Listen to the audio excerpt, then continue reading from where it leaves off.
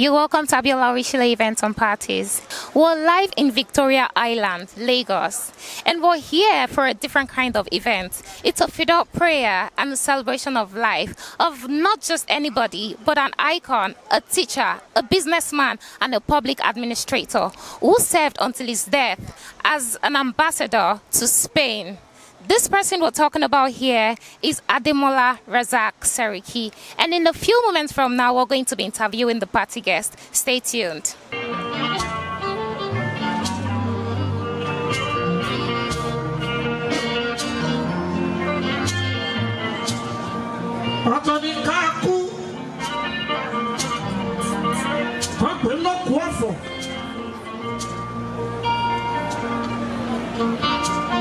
You buy you to Jerry Bay, Demola to the house Seriki. Papa to be on Silayama. Yato be on sea. Olo to be Mola Titano. Nino Ebi. Back order. Otokash celebration of life. And where was you? I should go you see me, Dojo.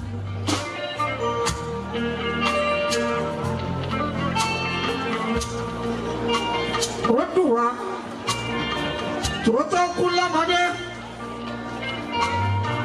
Amade kila wí Ikuku ṣe kọjá mọ́gọ́dì ọdún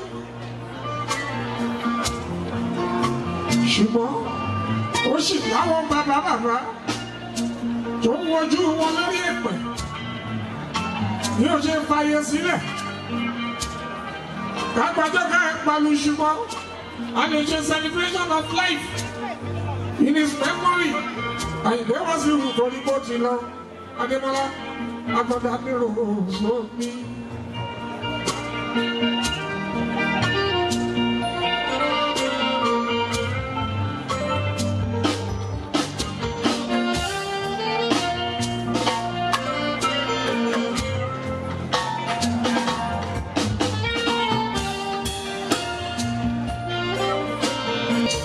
What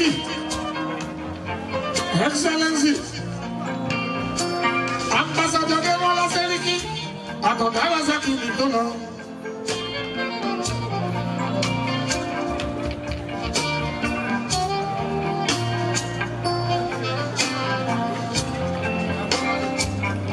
Local cabinet in Lagos State. Aki Babajide.